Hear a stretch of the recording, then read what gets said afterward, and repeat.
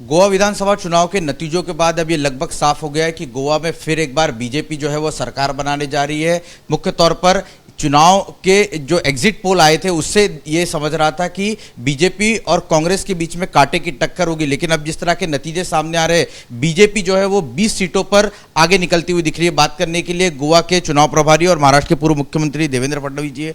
Sir, आप लोगों ने तो वैसे 22 का टारगेट रखा था, 20 पर पहुंचे, लेकिन जो एग्जिट पोल थे वो अलग बता रहे थे कि दिल की धड़कन बढ़ी हुई थी। नहीं, हम लोगों को बहुत विश्वास लग रहा था क्योंकि जनता से जिस प्रकार का फीडबैक आता था तो हमको ये पूरा उसकी संभावना दिख रही थी कि हम 22 तक जाएंगे।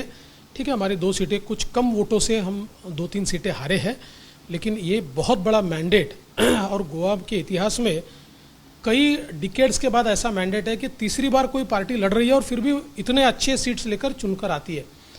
मैं इतना ही कहना चाहूँगा कि सबसे पहले तो मैं आपके माध्यम से गोवा की जनता का बहुत बहुत आभार व्यक्त करता हूँ, उनको धन्यवाद देता हूँ कि उन्होंने एक बहुत अच्छा मैंडेट दिया।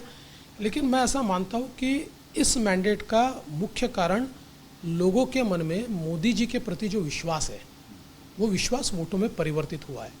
देखिए, समस्याएं तो होती है, लेकिन लोगों को ये विश्वास है कि समस्याएं हल करने की पावर या उसकी प्रतिभा ये बीजेपी के पास है, क्योंकि बीजेपी के पास मोदी जी है।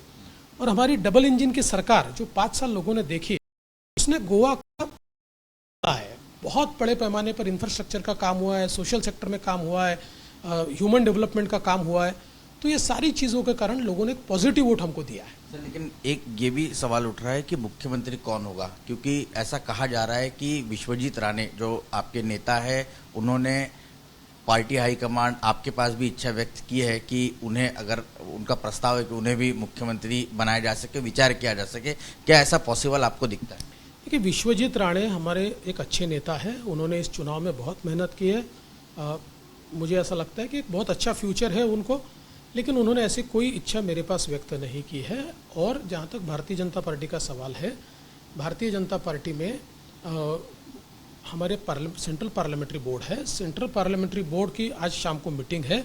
उसके बाद सेंट्रल पार्लियामेंट्री बोर्ड केंद्रीय निरीक्षक तैयार करेंगे जो हर राज्य में जाएंगे, 4 राज्यों में, वहाँ पर सबसे बात करके और उसके बाद जो कोई निर्णय होगा वो निर्णय वो आपके सामने लाएंगे। तो मुझे ऐसा लगता है कि इसका अधिकार मुझे भी नहीं है, अधिकार केवल उनका है। और ऐसी कोई कश्मकश या कोई दुविधा की परिस्थिति बीजेपी में नहीं है। हम अच्छे से चुनाव लड़े, प्रमोद सावंत हमारे मुख्यमंत्री थे, उनके नेतृत्व में लड़े। तो मुझे ऐसा लगता है कि भारतीय जनता पार्टी में कोई खींचतान इसके ऊपर नहीं होगी। आपके सीएम तो काफी कम मार्जिन से जीते, लेकिन डिप्टी सीएम चुनाव जो है वो जीत नहीं सके, उस पर आपका क्या? देखिए, सीएम को घेरने की कोशिश बड़ी हुई, लेकिन उसमें से वो बाहर निकले और चुनकर आए।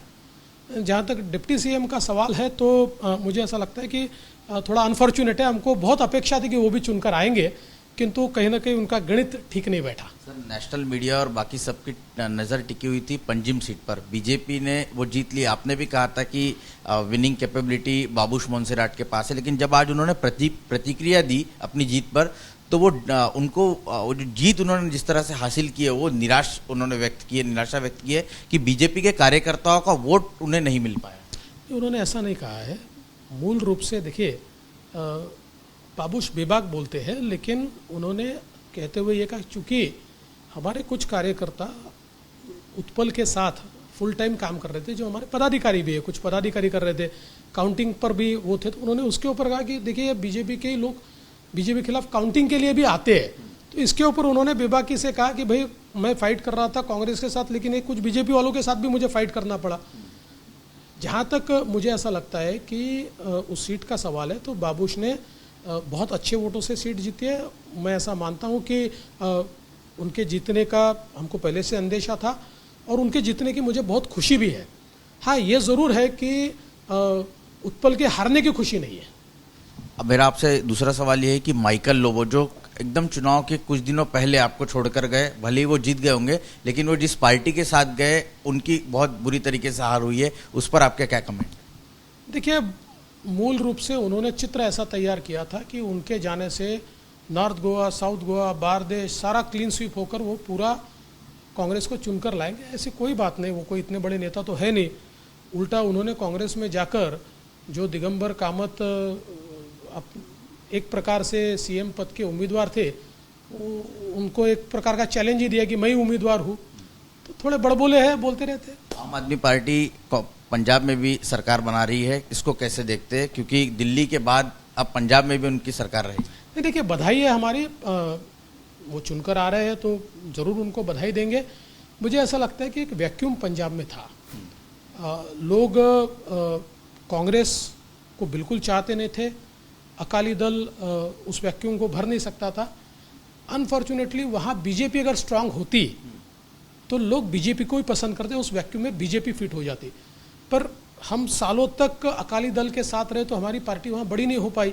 अचानक पहली बार हम लोग अपने बलबूते पर चुनाव वहाँ पर लड़े और अमरिंदर साहब को हमने साथ में लिया, तो लोगों को ये थोड़ा सा अंदेशा था कि बीजेपी इस वैक्यूम को नहीं भर पाएगा, और इसलिए उन्होंने आम आदमी पार्टी, क्योंकि पिछले चुनाव में भी आम आदमी पार्टी ने कुछ परफॉर्मेंस दिया था और वो लगातार उस वैक्यूम को भरने का प्रयास कर रही थी। तो मैं ऐसा मानता हूँ कि इससे एक ही चीज़ ध्यान में लेनी चाहिए कि आम आदमी पार्टी को मौका वहाँ मिलता है कि जहाँ पर लोगों को प्रस्तापित पार्टियाँ नहीं चाहिए, इसलिए जो वैक्यूम खड़ी होती है उस वैक्यूम को अगर बीजेपी नहीं भर पाई वहाँ पर, तो ही आम आदमी पार्टी को जगह मिलती है। योगी वापस एक बार सरकार बना रहे, उत्तर प्रदेश को लेकर सबकी निगाहें टिकी हुई थी, आपका एनालिसिस क्या है, कमेंट क्या है, आप इसकी जीत को कैसे देखते हैं? नहीं, मुझे ऐसा लगता है कि एक बहुत पॉजिटिव जीत मिली है और एक मिथक को बिल्कुल तोड़ा गया है कि वापस मुख्यमंत्री नहीं बना जा सकता। और मुझे ऐसा लगता है कि योगी जी ने पिछले 5 सालों में एक कड़े प्रशासक के रूप में इमेज बनाई। और दूसरा, मैं ऐसा मानता हूँ उत्तर प्रदेश में मोदी जी के प्रति केवल विश्वास नहीं है, इतना प्यार है, लोग मोदी जी को अपने घर का आदमी मानते हैं। उत्तर प्रदेश में मोदी जी की जो क्रेज शब्द तो ठीक नहीं, पर मुझे उसका पर्यायवाची शब्द हिंदी में ध्यान में नहीं आ रहा है, इसलिए मैं उसका यूज़ कर रहा हूँ। जिस प्रकार की क्रेज़ है वो अनप्रेसिडेंटेड है, मतलब एक अप्रत्याशित इस प्रकार की का लोगों में उनके प्रति लगाव है। तो जब मोदी योगी की जोड़ी मैदान में आ जाए तो और दूसरा क्या होगा। सर, एक और आखिरी सवाल की जीत के बाद बीजेपी के कार्यकर्ता जो है वो खासे उत्साहित है, और उसी को लेकर जो मीडिया है उन्होंने शरद पवार को सवाल पूछा कि अब बीजेपी के कार्यकर्ता ये कह रहे हैं कि अब की बार जो है वो महाराष्ट्र की तैयारी बीजेपी करेगी। उस पर पवार साहब ने कहा कि हम भी तैयार हैं। इस बयान को आप कैसे देखते हैं? देखिए, वो और क्या कह सकते हैं, लेकिन मैं इतना ही कहना चाहता हूँ, हाँ, हमारे कार्यकर्ताओं में, नेताओं में उत्साह है, जनता में भी बहुत उत्साह, और जिस प्रकार से महाराष्ट्र की सरकार चल रही है लोगों में एक आक्रोश है। लेकिन भारतीय जनता पार्टी कोई सरकार गिराने के पीछे नहीं है। हम 2024 की चुनाव में पूर्ण बहुमत से अपनी सरकार लाएंगे। हाँ, इतना ही मैं कह सकता हूँ कि ऐसी सरकारें कोई चलती थोड़ी है, तो जब भी वो गिरेगी तो अल्टरनेट सरकार हम देंगे, लेकिन हम कोई सरकार गिराने के पीछे नहीं है या कब गिरती इसकी राह नहीं देख रहे। जनता के बीच जाकर, जनता के सवालों को उठाकर, और जिस प्रकार से इस सरकार में वसूली चल रही है, जिस प्रकार से इस सरकार में भ्रष्टाचार, अनाचार, दुराचार चल रहा है, उसको हम एक्सपोज कर रहे हैं। शिवसेना, आखिरी सवाल है, शिवसेना का गोवा, उत्तर प्रदेश अधिकतर जगह डिपॉजिट जब्त हो गया।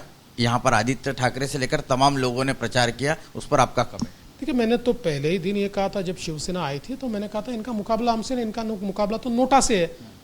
और अब आपने देख लिया कि शिवसेना और राष्ट्रवादी दोनों के मिलाकर जितने वोट है उससे भी ज़्यादा नोटा के वोट है, यानी नोटा से कम वोट उनको मिले, और उसमें भी राष्ट्रवादी के वोट ज़्यादा है, शिवसेना को तो वोट ही नहीं मिले।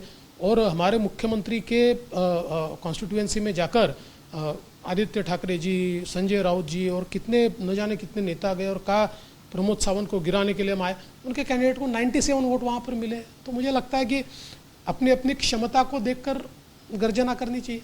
शुक्रिया बात करने। कुल मिलाकर गोवा की जीत के बाद काफी उत्साहित जो है बीजेपी नजर आ रही है, और जल्द ही गोवा में बीजेपी सरकार बनाने जा रही है, ये विश्वास जो है वो देवेंद्र फडणवीस ने व्यक्त किया है। कैमरा पर्सन आसिफ के साथ रौनक कुकड़े, एबीपी न्यूज, गोवा।